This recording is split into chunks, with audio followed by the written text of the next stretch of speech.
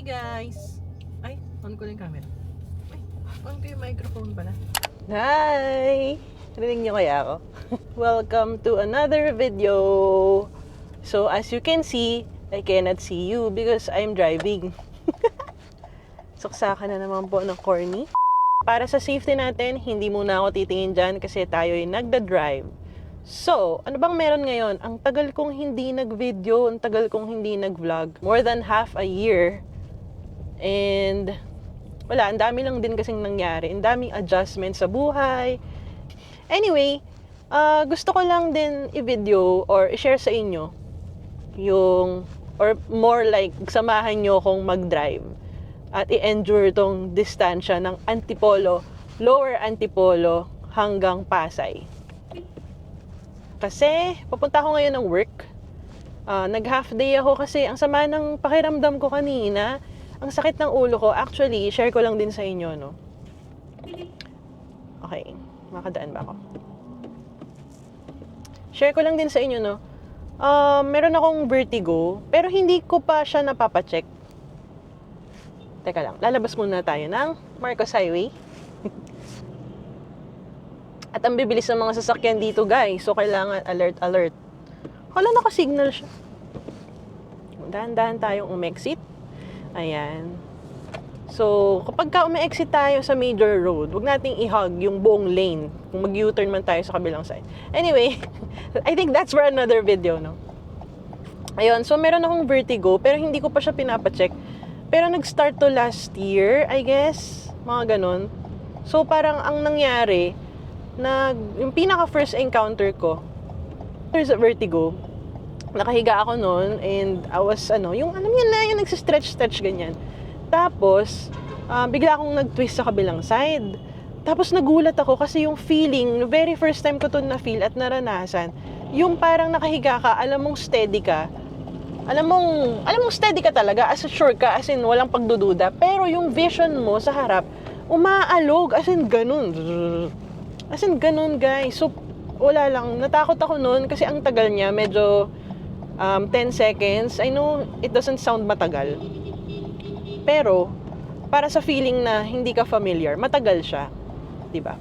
Or syempre, as we age, ayan, so lumalabas-labas na yung mga kung ano-ano nating nafe-feel. Ayun, yung kanina, nag-rest muna ako. I'm not taking any medications about related to vertigo kasi meron akong hypertension and I think I have to consult my doctor bago ako mag-take ng iba pang drugs. Ibang gamot. Hindi naman drugs. Pero yun, you get what I mean. Ayan. So, kasalukuyang nasa Marcos Highway na tayo ngayon. And, hindi ko sure kung traffic pa papunta. Pero normally, ang biyahe ko, every mid-shift ako ngayon, every biyahe ko, nagtitake talaga ng 1.5 hour to 2 hours yung biyahe. Marcos Highway, biyahe, C5 and then Boni Serrano and then EDSA. Yun yung lagi kong tinatahan. Guys, ganun pa din, 1:30. Hindi ko gets. Kala ko wala ng traffic. Anyway, kaya pag morning shift ako, like 8 a.m. yung start ng work ko, umaalis na ako dito ng Antipolo ng before 5:30. Let's say, 5:25, ganyan. Umaalis na talaga ako.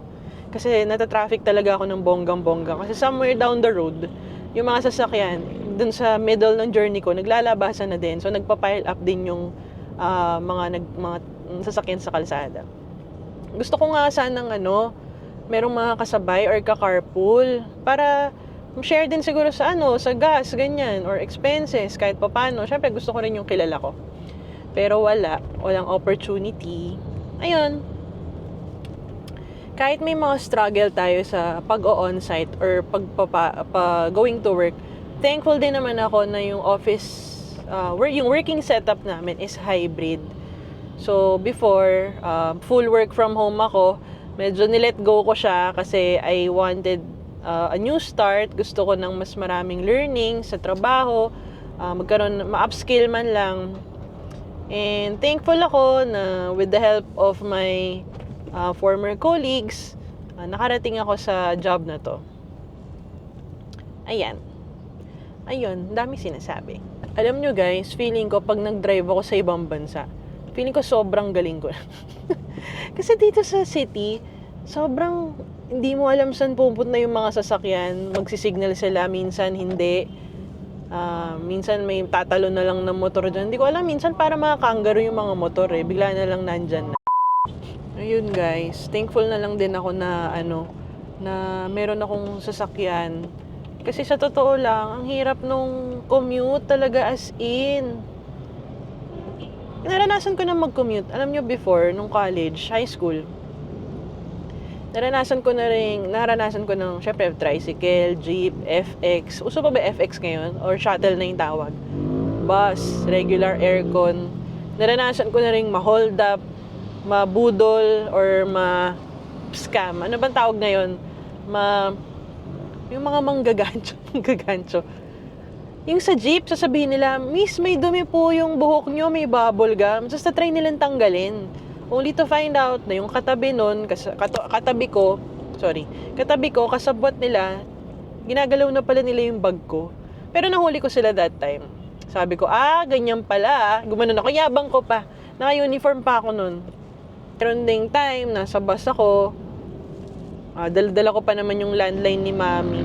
Cellphone. Nakuha din. So, wala na yung landline, di ba? Pero ito yung pinaka nakakatakot for me na experience. So, sa FX, alam niyo yung mga tama raw FX na may sakay na 2 sa harap, 3 or 4 sa gitna, and then doon sa likod 4 na magkaharap. Yun. Ayun yung sinakyan ko that time. Sa likod, pinakalikod ako sumakay. After, sa Marcos Highway ako sumakay, tapat ng village. After siguro, dito sa Miss LRT Santolan na, which is ito, palapit na ako dito sa LRT Santolan. LRT Santolan, may sumakay pa. Mali ako, sorry. Sa Robinsons Metro East, may sumakay na 2. And then dito sa LRT Santolan, dito na nag-announce yung katabi ko na nakukunin daw nila lahat ng wallet namin. Katabi ko siya, may nakatutok na kutsilyo sa tagiliran ko. Well, na-realize ko, I didn't even know if totoo yung kutsilyo. Pero diba, kutsilyo pa rin yung idea, gets? Tapos, binigay ko yung wallet ko, wala naman din ata siya masyadong laman, pero nagmakaawa ako sa mga card. Tsaka yung sa cellphone pala, yung SIM card. Weirdly enough, parang hindi yata sila kumota. So, sinoli nila lahat ng mga kinuha nila sa amin. May isang kasabwat din sa gitna eh. Yun, binalik nila, tapos sabi nila, basta walang makakarating sa mga ganyan-ganyan sila. Hindi ko na masyadong maalala kasi syempre nakakatakot that time. Hindi ko na maalala yung mga sinasabi nila. Pero yun, binalik nila lahat yung gamit. Medyo weird, medyo blessing. Pero yun nga, medyo delikado yung nangyari sa akin. After nun, so LRT Santolan, di ba? Tapos, so dumaan pa ng LRT Katipunan. Kasi sa Anonas, dun na ako bumaba. Bumaba ako dun sa tapat ng St. Joseph's Church. Pagbaba ko ng FX, parang nag-jelly yung legs ko. Muntik na ako mapaluhod sa gitna ng Aurora Boulevard. Grabe yun. Yun, isa sa mga commute, experiences. Sabi ko, in time, parang ayoko na mag-commute. Ayun, nagpapasalamat na lang ako sa pagkakataon, sa blessings na kahit papano, nakabili tayong sasakyan. Nandito na ako sa Paboni Serrano. Ito yung daan na pag kumaliwa ka papuntang Eastwood. Tapos, pag diniretso mo, Paboni Serrano, Quezon City. Yan. So, meron pa akong 1 hour and 20 minutes na biyahe. Samahan nyo pa rin ako, guys. Parang wala naman kayong choice. Diyan lang kayo. Minsan, pag pumapasok ako sa work, tapos, ang dami kong naiisip, di ba, mag-isa lang naman ako. Or minsan nauumay ako sa music. Alam mo yun, parang di ko alam kung anong papakinggan ko. 90s ba? 80s ba? Yung current ba na sikat na hits? Or ano ba? Si Dua Lipa ba? O Coldplay ba? Or Camila or sino ba? Hindi ko na alam. Kaya minsan nauumay ako sa music. Kaya minsan na-appreciate ko yung gantong chance na meron akong kasama. Get ko na yung chance na sabihin or i-ask sa inyo na i-like and mag-subscribe kayo sa aking channel para mapanatili ko ang channel na to at mag-comment down below kayo or somewhere there kung saan kayo nanonood, kung anong gusto nyo pang mapanood na video. So, hindi nyo pa ako kilala. Ako si Sher. Mahilig ako mag-travel. Mahilig din ako mag-road trip. Mahilig din ako kumain. At ngayon, tignan natin kung anong mga susunod kong content. Sana sipagin tayo, guys. Kasi yun nga, nawala nga ako sa momentum. Dami nangyari sa life. Pero thankful pa din ako na andito na tayo ngayon. At nakikita nyo akong muli sa video. Char! Ayan, guys. I'm back after a few minutes of silence. Andito na ako ngayon sa Boni Serrano, kung saan sobrang tagal kong matraffic dito. As in, minsan, itong stretch na to, from the stoplight there sa intersection ng Katipunan hanggang dun sa EDSAng kakaliwaan, parang may time na tumagal ako dito, like 40 minutes. Sabi ko, grabe. Ang tagal. Anyway, so maggagabi na dito, halos 7 na yung dating ko. Maggagabi na,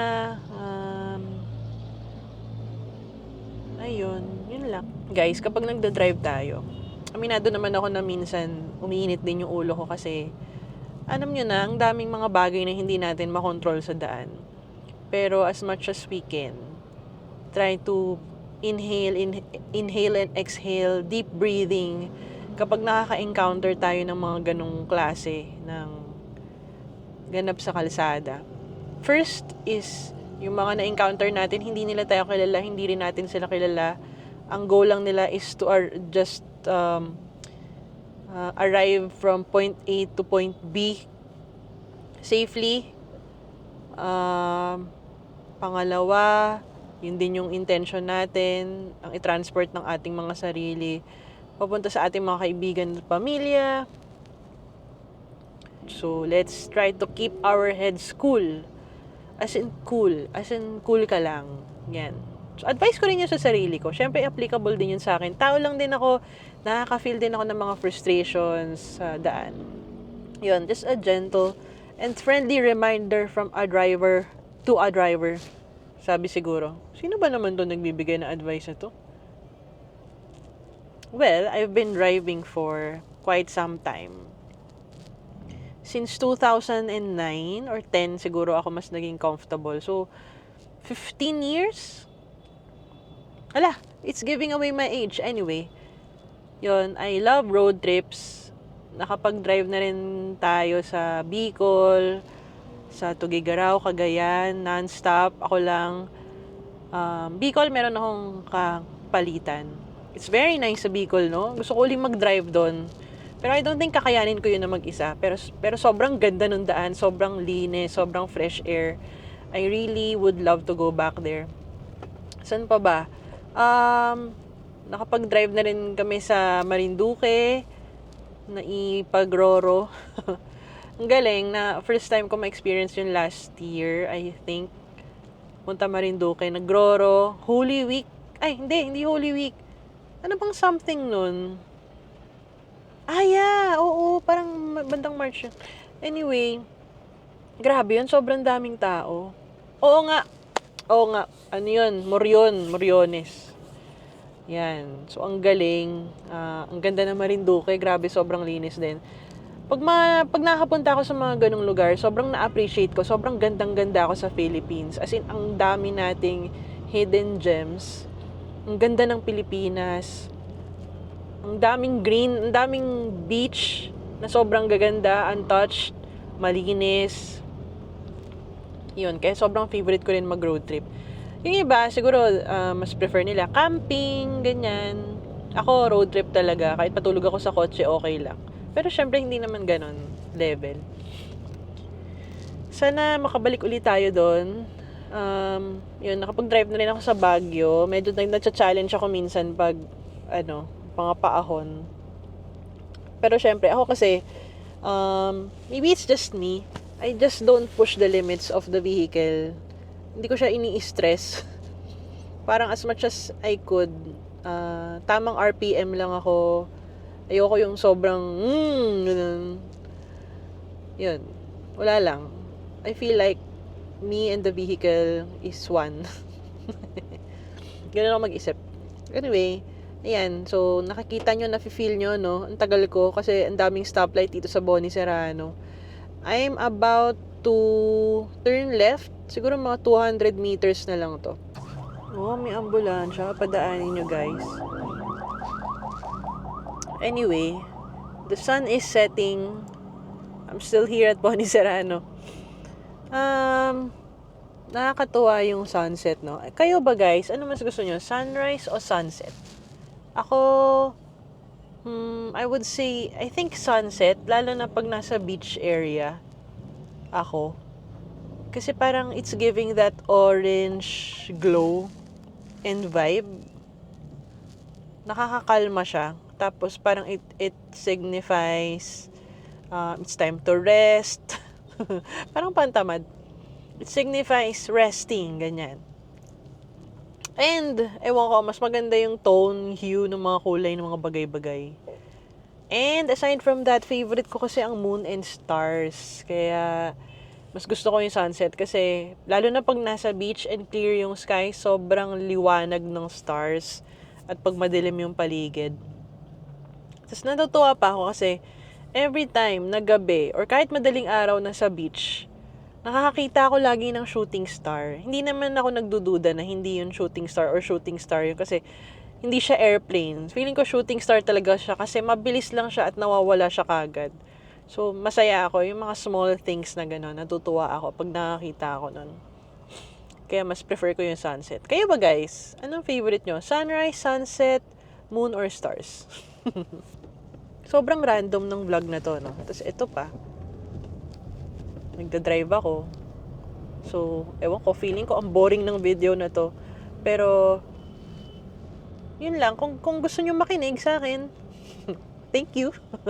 Thank you once again for tuning in. Feeling ko meron akong pangarap na magkaroon ng podcast or maging radio DJ, which is far-fetched. I don't think that will happen anytime soon. Nakikita ko ang sunset sa harapan ko at palubog na siya. Magtatago na siya sa likod ng clouds and sa building. And medyo umaambon pa rin. 1.5 to 2 hours biyahe. Sus, easy. Although, para na ako nag-drive nun papuntang Pampanga. Diyos mio. Lately ko lang na-appreciate yung Pampanga. Ang dami palang masasarap na pagkain dun. Kainan. As in, tapos mga restaurant. Nakakatuwa. Tapos, ang relaxed ng paligid. Hindi stressful. Ang daming parking. Ang daming space. Gusto kong bumalik doon, pero mag-isa lang ako. Guys, samahan nyo nga ako. Balik tayong Pampanga. I've been exploring that place for quite some time. For the past few months. And ang dami na rin akong nakainan, na-appreciate. And ang sarap ng food, hindi ikakailang masarap talaga yung food doon. Nakakatuwa. So, kaakibat ng masarap na food at pagkain ng masarap, kailangan din mag-exercise. Guilty ako, hindi ko pa siya nasisimulan muli. At I think I gained a few pounds already. And medyo humihina yung muscles ko sa likod. Sana mabalik ko yung routine ng pag-exercise anytime soon. Gusto ko rin mag-walk, kahit mag-walk muna sa UP. Meron akong sciatica eh. Alam niyo yung sciatica, yung parang ipit na nerve sa likod ng spinal column. Yun, may sciatica ako. I discovered it 3 years ago, I think. Nagpa-MRI ako. Ang cause nun is nagbuhat ako ng table. Akala ko magaan siya. But apparently, mabigat pala siya. Glass table siya. Na-miscalculate ko on how heavy it was. Kaya, ayun, pagbuhat ko sa kanya, lumagutok yung likod ko. As in, parang may soft tissue or bone na nag-crack. And then, ganun yung nangyari.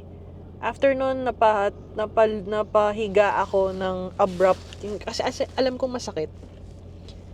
And, after nun, nafe-feel ko na yung pain sa legs, shooting pain siya. Nagko-crawl siya from lower back to the legs hanggang sa paa.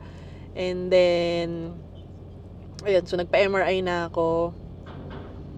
And before my sciatica, I had plantar fasciitis. Isa namang kwento yun, no?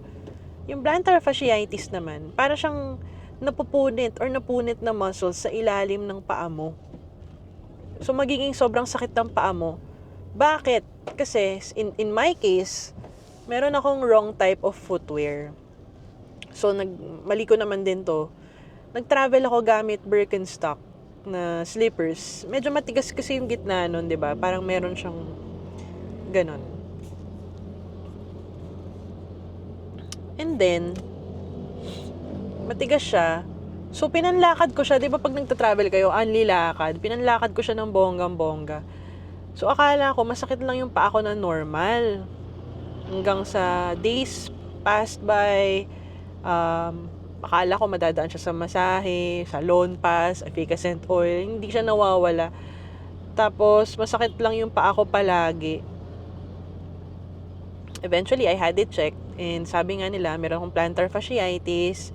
And I had 2 options. Number 1, steroids ko daw, which is eventually baka bumalik din yung pain. And pangalawa, plasma-rich injection treatment. So, mas mahal yun, pero covered siya ng health card ko that time. And I had to shell out a couple of lang din. Konti lang ata yung nilabas kong money. Ayun, okay naman siya. Hindi na bumalik yung pain. Ayun, ito na lang yung sciatica. Sabi naman sa sciatica ko, meron naman daw non-invasive treatment for that. Na hindi na kailangang hiwain. Parang ganun, may papasok na lang na camera, whatever, ganyan. But, I think, hindi ko kaya magganon pa. Or, ewan ko, may mga tao rin na nagsasabi sa akin, wag ko itry, blah, blah. So, hindi ko muna siya tinatry ngayon. See? Madilim na. Bumaba na yung sunset. Nag-set na yung sun. Andito pa rin ako sa Boni Serrano. Pero parang 50 meters na lang ako bago kumaliwa. So, ayan. Lapit na. Nagto-turn signal na ako. Let's see kung makakaabot pa rin tayo sa mga stoplight. Sa stoplight pala. Tignan natin. Okay, nandito na po tayo sa EDSA Boulevard. Nakikita ko po ang maraming red. Bakit ang daming red? Akala ko mas light na yung traffic pag southbound, pag ganitong oras. Kasi pag umaga, di ba, ang daming pumapasok papuntang Makati or BGC. Pero ito, ang dami pa rin palang nagsa-southbound. That's one realization. Iniiwasan ko rin kasi ngayon talaga yung traffic. Hindi na ako fan ng driving kapag traffic as much as I could. Iniiwasan ko talaga siya. But anyway, I'm here now. So, the goal is just to get to office. So, guys, medyo kailangan kong maging alert dito at napakaraming tumatalo ng lane. So, balik ako na lang kay mamaya. Tignan natin kung saan ako next makapag-video. Peace! Ooh! Nandito na ako ngayon sa tapat ng Robinson's Galleria. Syempre hindi nyo kita, no? Madilim na sa labas, 6:05 na. Tapat ng Robinson's Galleria. And apparently, andun pala yung heavy bulk ng traffic. Okay, traffic report po tayo, mga kababayan. Andun pala, papasok sila lahat doon. Dito sa bandang Pamega Mall. Marami pa ring sasakyan, pero moving na. Okay, so now I get it. Get it. So, kasalukuyan, no, nakakatawa yung linya dito sa may EDSA. Bigla na lang magiging sexy. Yung tipong e-bike na lang yung kasya. Pero magno-normalize din naman siya bandang tapat na ng Mega Mall. Yan, normal na siya ulit dito. Kasalukuyang umuulan, opo, mga kababayan. Kaya nagmamadali po ang ating mga motorista. Yan, Mega Mall. Hindi nyo makita. Ano ko kaya maaayos? Osmo, go up! Yan, dito na sa Toyota Mega Mall. Yan, moving naman tayo. Sana makapag-park ako doon sa parking namin sa office. Doon sa may building mismo, para hindi na ako doon sa outdoor area. Nagugutom na ako, guys. Alam niyo, sa totoo lang, minsan, pagka hindi ako nakakain ng fast food ng matagal, Para akong magkakasakit eh. Sino po ba yung mga nutritionist dyan? Ano po kaya ang dahilan? Bakit po kaya ganun? Siguro ano to, no? Craving. Bad craving. Ayan, nakapag-stoplight tayo. So, naayos ko ang camera, I guess. So, traffic na po sa kabilang side. Hindi na po sila gumagalaw. Feeling ko yan yung mga nag-office from Makati and BGC and Pasay din. So, yan. Konting pasensya lang po. Kala mo naman dami kong pasensya no? Makapagsabi ako ng konting pasensya lang. Gabi na guys, kita nyo pa rin ba ako? Nakakatawa tong content ko, no? Walang kabuluhan. Gusto ko lang talaga samahan nyo ako eh. Pero, siguro if it's really destined, baka sa mga susunod na weeks or buwan, meron akong mas maayos na content para sa inyo. Tayo ay mag-travel. Travel tayo. I have a few bookings. Si Mami sasamahan ko, punta ata siyang Tugigaraw ng March. And granted na makakuha ako or ma-approve ako sa Japan visa. Meron din po tayong March din po yan. Sana mag-grant din ng visa ang aking mga kasama. Alang dilim na. Guys, kita nyo pa din ba ako? And isa pang March, isang weekend lamang, no, kasama ko ang aking mga office mates. Kami ay pupuntang Iloilo, so stay tuned sa susunod nating content. Actually, yung content ko, more on memory keeping siya. Gusto ko lang share sa inyo yung mga nangyayari sa amin and para na rin balikan ng mga friends ko kung sino man kasama ko doon sa trip na yon. Mabalikan nila, magkaroon sila ng parang memento, memory, memorabilia, ganon ako gumawa ng video. Actually, dati pa ako gumagawa ng video. Hindi ako expert, I just compile videos. Pinost ko siya sa Vimeo account ko, like siguro 10 years ago. And even beyond 10 years, gumagawa na rin ako ng video. Ngayon lang talaga ako yung talagang nagkaroon ng kapal ng mukha magsalita sa harap ng camera. Actually, hindi pa nga makapal mukha eh. Ano lang to, 10%. Kasi syempre, ako lang naman nandito sa sasakyan. Wala namang mang-judge sa akin. Pero i-upload ko to sa sa public. Dito na naman po tayo sa traffic. Andito na ako sa bandang Guadalupe area. Guadalupe River. Basta yon. Yan, traffic na naman ulit dito.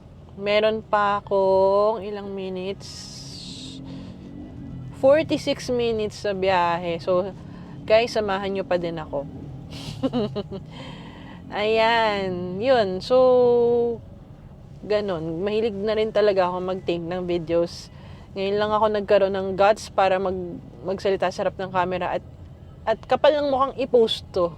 In public. Yan. Yung iba ko kasing friends, natatawa ako. Sabi nila, minsan, ang mga pinapanood nilang videos ko, yung nagta-drive lang ako. So, parang ako, sige, gawa na lang din ako ng mas updated na video, na vlog na driving ako. Ano ba ang opinion nyo about it? Nare-relax ba kayo? Hindi naman maganda yung boses ko. Yun. So, naaliw din naman ako. Sabi ko, okay, I'll just make this an opportunity to create another video and to share sa inyo yung karanasan ko pag nagda-drive papuntang office. Ayan. Ayun. Oh, okay, may build up lang pala doon sa pababang, yung pag nasa Guadalupe ka, kakanan ka, tapos either papuntang Makati or BGC. Yun. Or Rockwell. Doon pala may build up. So, eto, palampas na ako doon. Ayan. In fairness, sa night vision pala nitong ni Osmo Pocket, no? Meron palang, nakikita pa din, nakakatuwa. Anyway, medyo kumikirot pa rin yung ulo ko. Sa siya sa forehead. Minsan, gagapang siya sa tuktok. Minsan dito sa may temple. Ayan, din yung nakukita. Sa traffic part, medyo umalog yung lalagyan ko ng Osmo Pocket. So, tinanggal ko na siya sa lalagyan. Ayan. Ayan, mapapakita ko sa inyo yung traffic. Wait. Yan. Dito na ako. Nakalampas na ako ng Guadalupe. And papunta na tong Makati, Ayala, proper. Yan. Medyo makulimlim. Aside from wala ng araw, makulimlim din. Kaya maambon-ambon. Yan. To my left is Piolo Pascua. And si Sarah naman dun. Kita nyo ba, guys? Ayan. Nalo ko lang yung sarili ko. Actually, natutuwa nga ako na kasama ko kayo eh. Kahit virtually lang.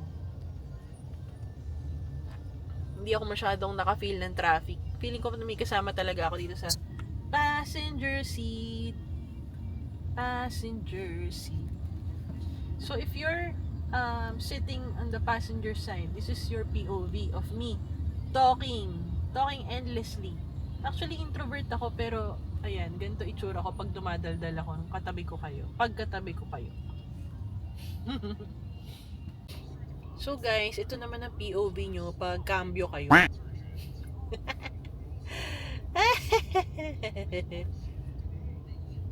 Bored yarn? Hi guys, andito na ako sa parking ng office. Work muna today. Thank you guys sa pagsama sa akin. And until next time. Until next time nga ba guys. Sana makita ko pa ulit kayo. Please don't forget to like and subscribe to my channel. Please. Yun lang. Thank you.